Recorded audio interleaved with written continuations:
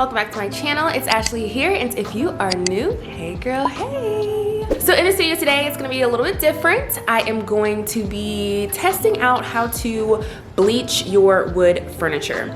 So I've been wanting to do this for a while, and I have the perfect piece for it. It's super cute, very small, but I feel like when I bleach this out, it's gonna look amazing. Another really good thing about this piece is that it doesn't have a lot of damage, so I'm not gonna have to be doing a lot of repairs and things like that.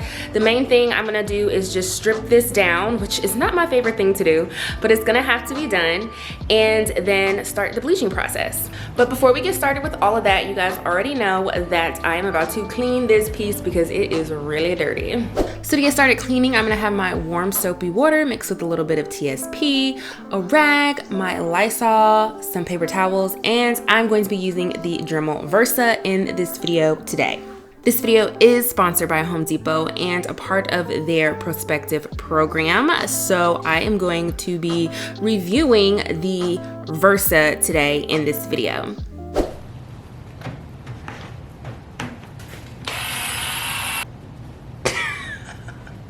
Okay, so as you can see, we are starting this video off on the right foot.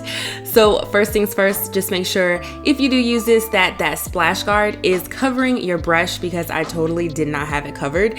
And I kept wondering why it was called a splash guard when I kept getting water all over the place.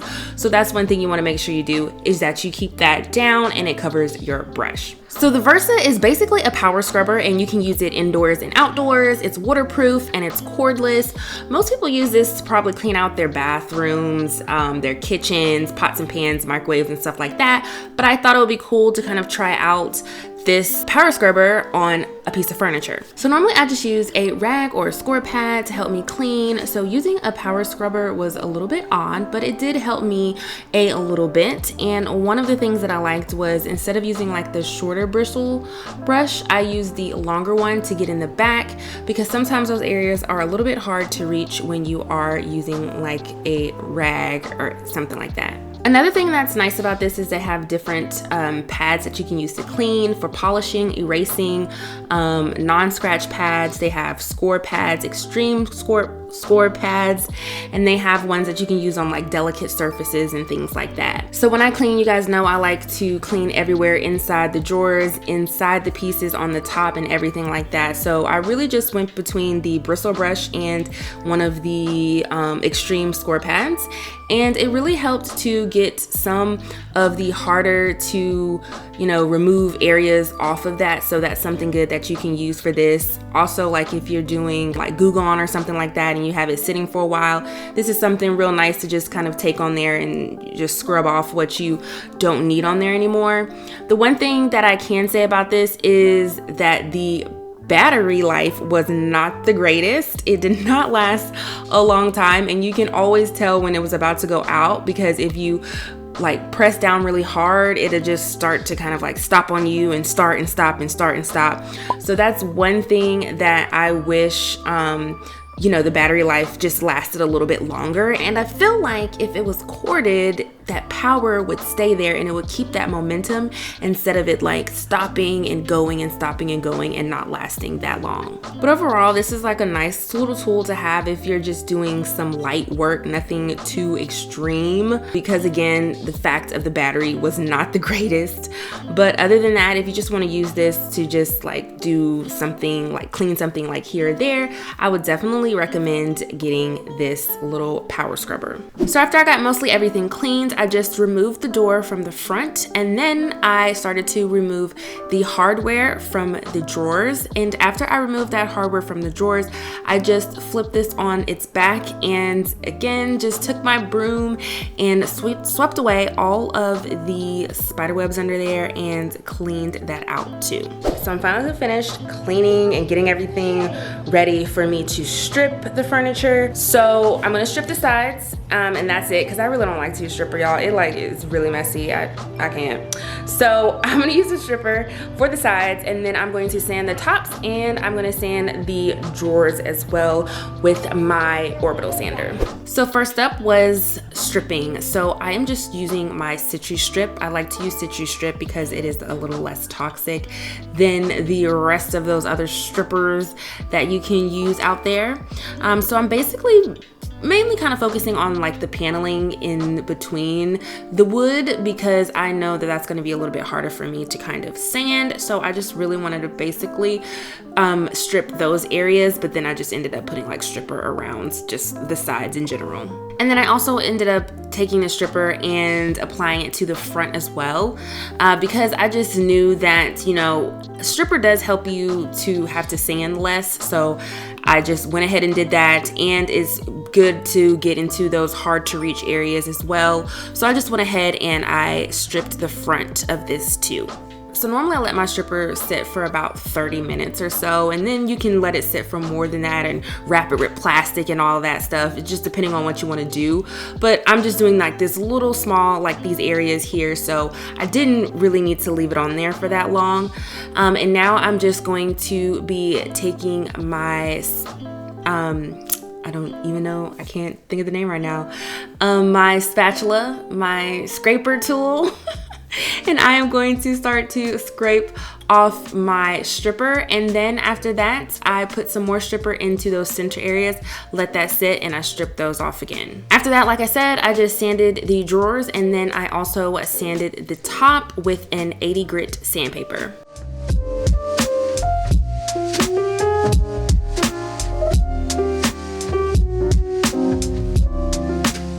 So next I took the Versa again, which this worked really well with taking off the stripper with the afterwash. And you're not supposed to pour like all this afterwash on your stuff, but I just do this so that I can get it like cleaned really fast.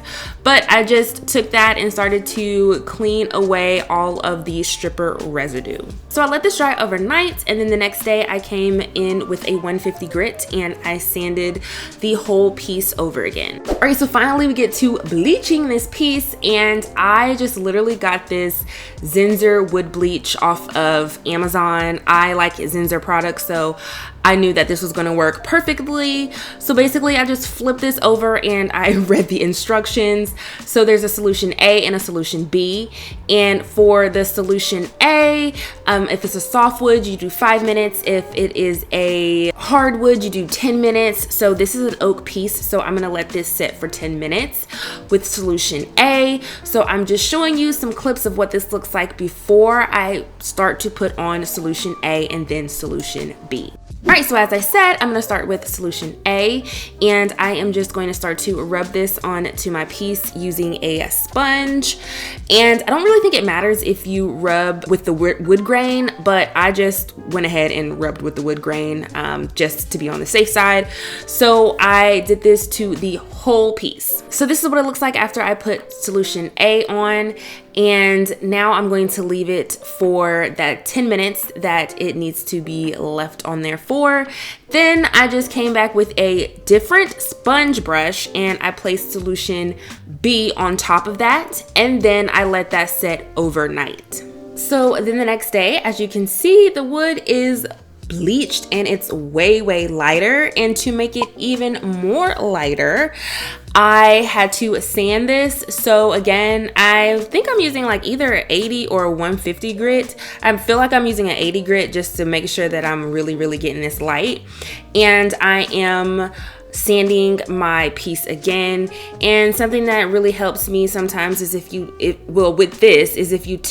using an orbital sander and you tilt it up a little bit, you'll be able to get some of those areas that you can kind of tell after you've bleached they're still a little bit dark and you need to lighten them up a little bit. So then when I got to the sides, the little middle portions again, they needed to be lightened up a little bit. So I was switched between my orbital sander and also my sheet sander. So the sheet sander was a little bit better better because it was square and I was able to get into those corners. So I'm gonna show you here like this side-by-side shot so you can see on the right-hand side, I used my orbital sander, and on the left-hand side, I used that sheet sander to kind of help me. And if you have an oscillating tool, that'll be even better because you'll be able to use that little triangular sander and get into those corners even better. So I'm finished sanding everything down. So I finished it with like a 220, but when I'm completely finished with this, I'm gonna go back over it with a 400 grit sandpaper. So before I finish this up, I am actually going, so first I was going to paint my drawer sides, but I decided not to do that. And now I am going to just take this paper, this decoupage paper that I got from Royce. She sent this to me a very long time ago, and I'm just getting to it. It's really, really pretty, and I think it's going to look so nice with the color of the wood that it is now, and the colors that is in this paper. I think it's gonna look bomb on the sides, and it's gonna give it that nice little pop that it needs. You guys know I love to add character. So let's go ahead and get started with that. I'm basically just gonna be Mod Podging this. So honestly, in the end, if I didn't want this anymore, all I have to do is like sand this off of my sides. All right, so if you're an OG to my channel, you already know how I do this. So I mist it first, then I add my Mod Podge, then I add whatever decoupage paper, fabric, tissue paper on top of that.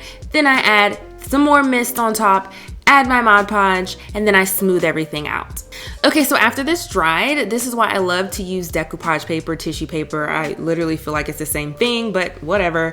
So once these dry, it's super, super easy to remove the edges. So all you have to do is take like a 220 grit sandpaper and then lightly start to sand the edges, and then you will see the tissue paper just start to peel off, and it's super easy, and you always have like clean lines. Next thing I did was I cleaned my hardware. So I got some really, really hot water. I added some vinegar, Dawn soap. I usually add like Coke to this too, but I didn't have any.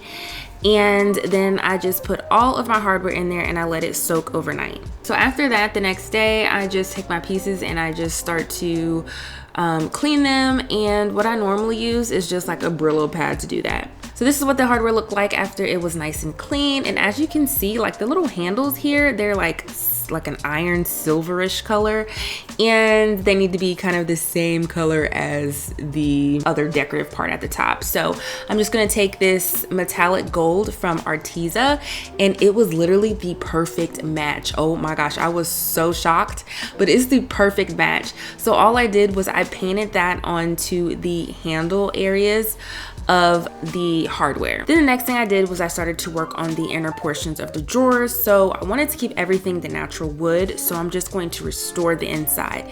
And to do that, I'm going to be using the Howard Restore finish. This is the neutral finish, and then all I'm gonna do is wipe that inside of the drawers, and as you can see, it just shines it up and polishes it, because in the beginning it has like that ashy like look, and then once you add this stuff, it just brings it back to life. So then I decided to uncover where my drawers meet to create that dovetail look.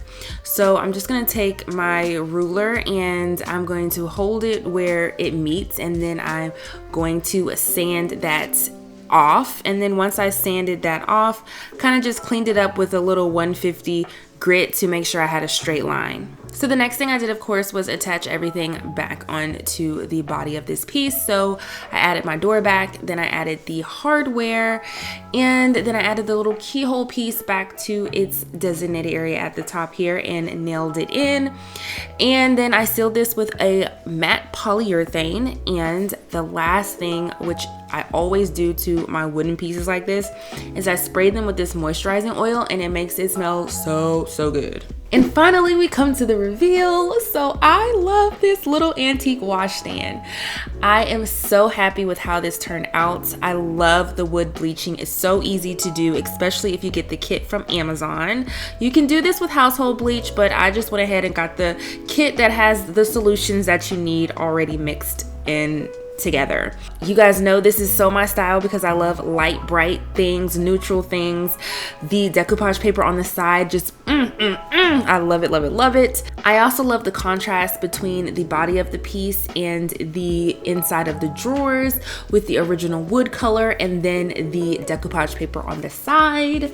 they all go together very cohesively, but you have that nice contrast as well. The hardware is to die for. I mean, this piece just has character already, and I feel like I just brought it out a little bit more. So I hope you enjoyed this video. I hope you learned how to bleach some wood because it's super easy. And if you enjoyed this video, make sure you give it a big thumbs up. Make sure you comment down below to let me know what you think. If you aren't subscribed to my channel, make sure you click on that subscribe button and you hit that notification bell so you'll always be up to date with my latest tutorials, and I'll see you in my next one. Bye!